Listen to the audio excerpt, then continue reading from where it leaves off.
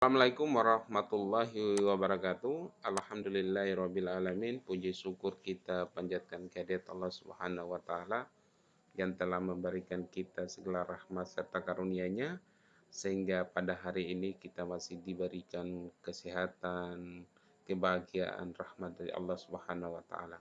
Salawat dan salam kita aturkan kepada junjungan Nabi besar Muhammad sallallahu alaihi wasallam, Nabi besar kita yang membawa perubahan peradaban kehidupan manusia dari alam jahiliyah ke alam yang terang benderang.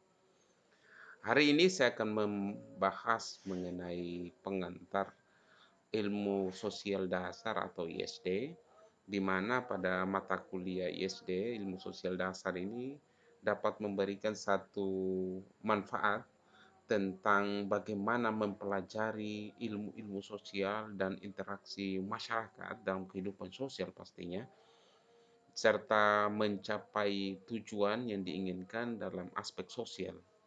Di sini yang kita harus pelajari bagaimana ilmu sosial dasar itu dijadikan sebagai ilmu yang dapat bermanfaat bagi kehidupan masyarakat. Ilmu sosial dasar sebagai komponen utama mata kuliah dasar umum. Adapun tujuan pendidikan secara umum di perguruan tinggi adalah ada tiga. Yang pertama adalah sebagai usaha membantu perkembangan kepribadian mahasiswa agar mampu berperan sebagai anggota masyarakat, bangsa, dan agama. Di sini yang diharapkan adalah mahasiswa dapat memberikan kontribusi sebagai anggota masyarakat dalam upaya menyelesaikan masalah-masalah secara sosial, baik itu konflik yang ada di masyarakat, ataupun masalah tentang lingkungan, ataupun masalah tentang kerukunan antar umat beragama, dan lain sebagainya. Ataupun masalah-masalah bangsa tentang masalah korupsi, tentang masalah terorisme, dan lain sebagainya.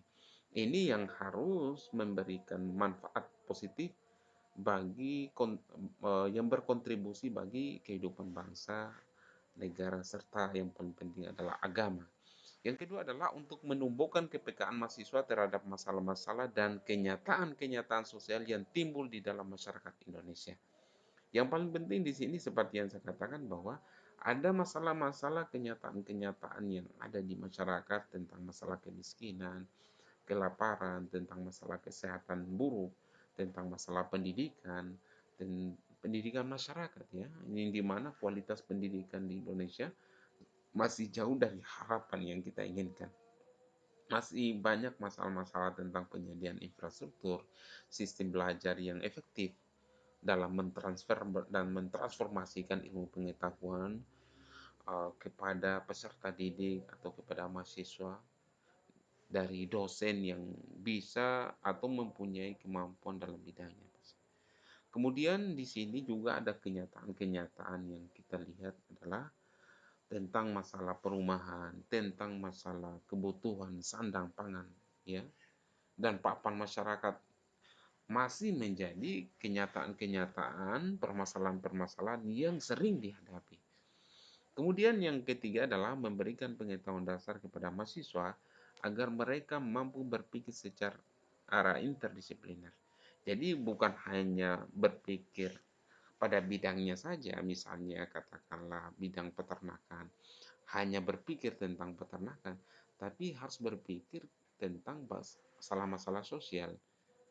Atau katakanlah di sini misalnya ada Anda mempelajari tentang ilmu matematika, Anda bukan hanya mempelajari tentang matematika murni, tapi juga Anda mempelajari tentang matematika dalam kehidupan sosial. Apa yang dibutuhkan oleh masyarakat. Jadi bukan hanya mempelajari khusus pada ilmu matematika, tetapi juga mempelajari pada ilmu-ilmu sosial tentang psikologi, tentang ekonomi, dan lain sebagainya.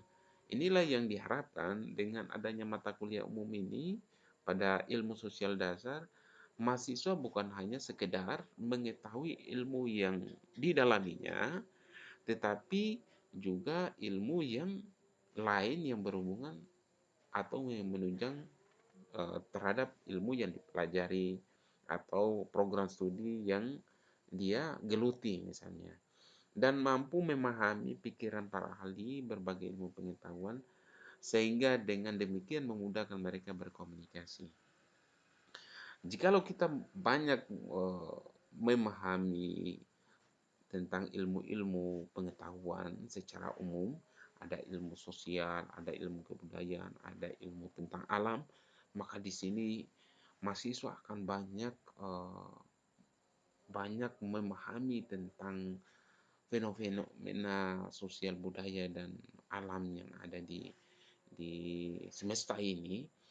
Dan yang paling penting di sini adalah bagaimana ilmu sosial dasar ini bisa menjadi sebagai alat untuk apa namanya, memahami antara kehidupan masyarakat satu dengan kehidupan masyarakat yang lainnya, sehingga mempermudah proses komunikasi, proses interaksi, pergaulan sosial antar sesama masyarakat.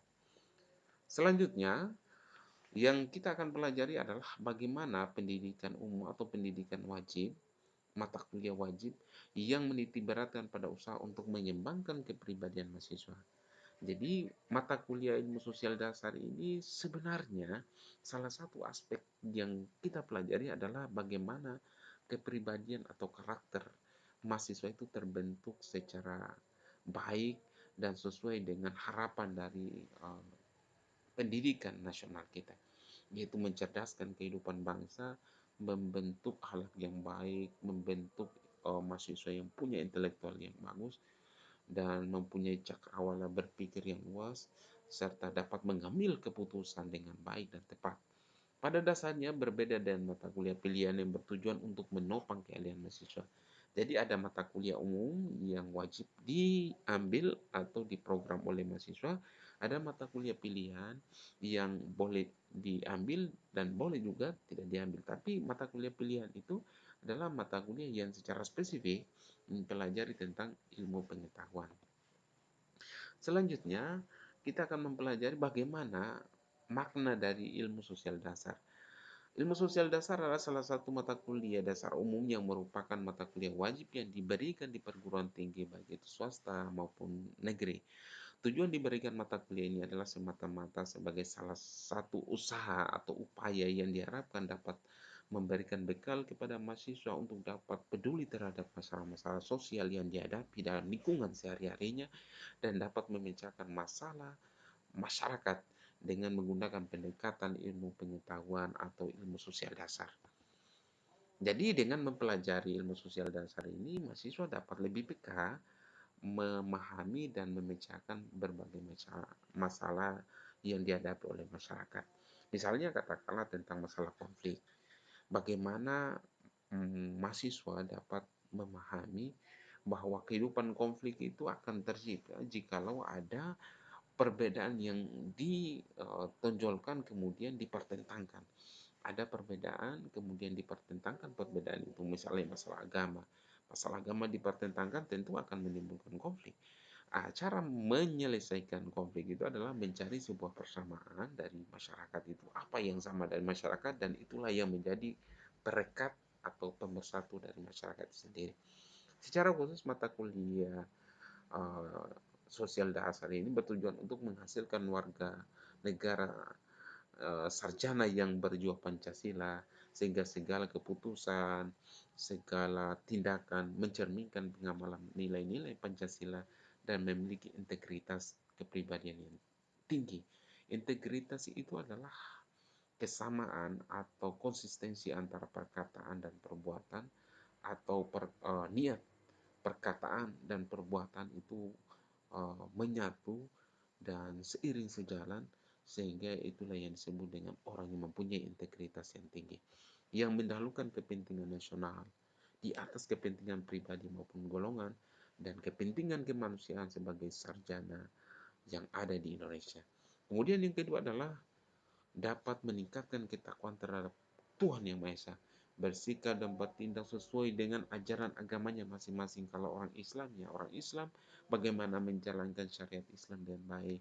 Kemudian orang Kristen juga bagaimana menjalankan nilai-nilai dalam Alkitabnya.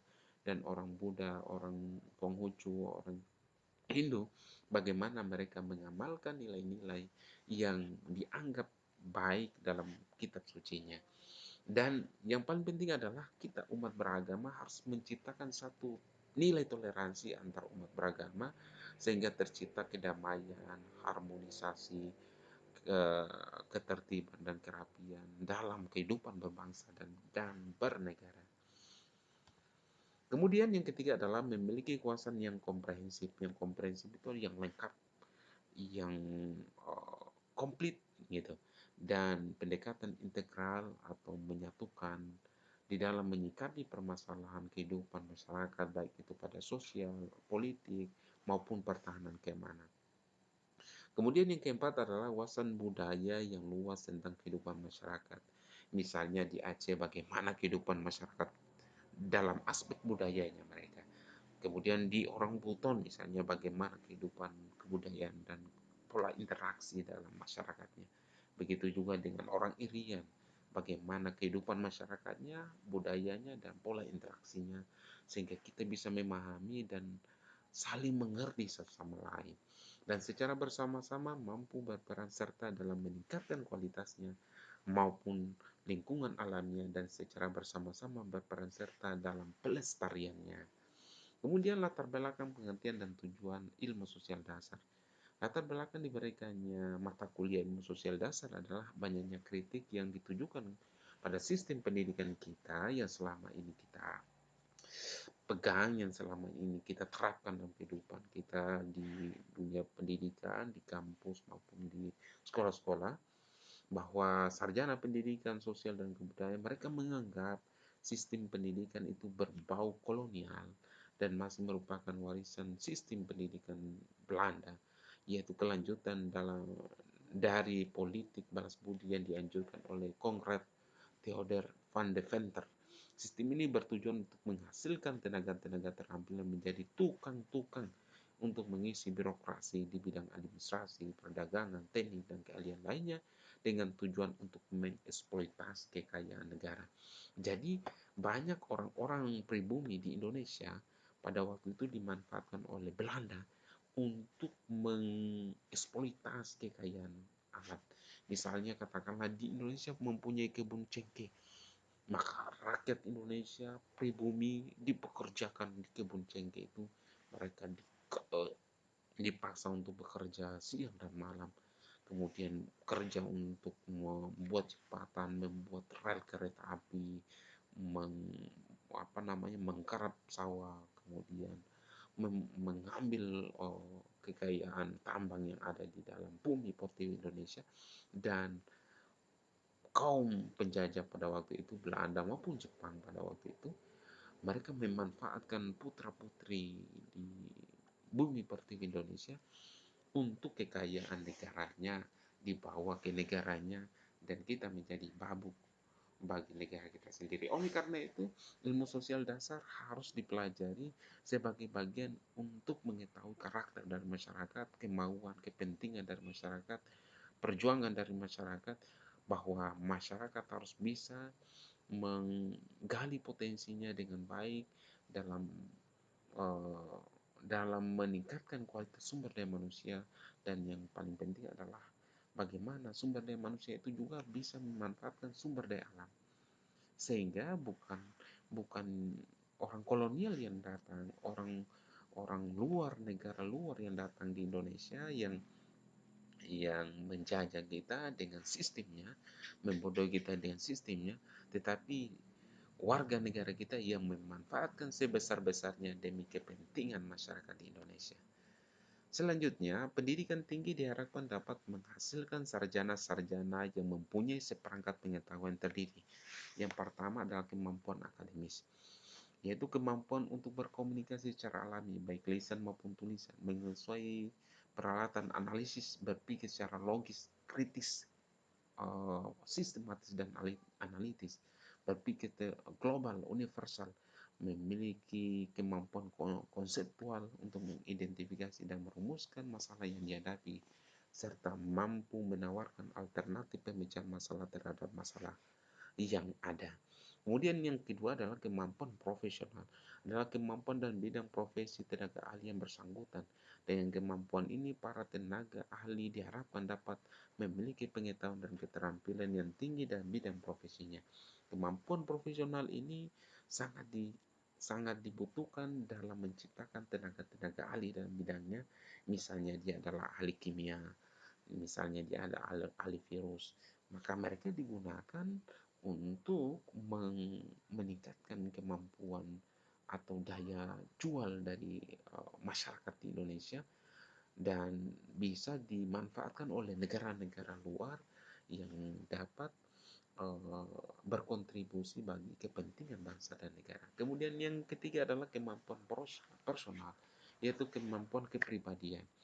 Bagaimana dia bersikap, bertutur kata yang baik, bagaimana dia bergaul, itu adalah menyangkut tentang kepribadiannya, tentang etikanya, tentang akhlaknya.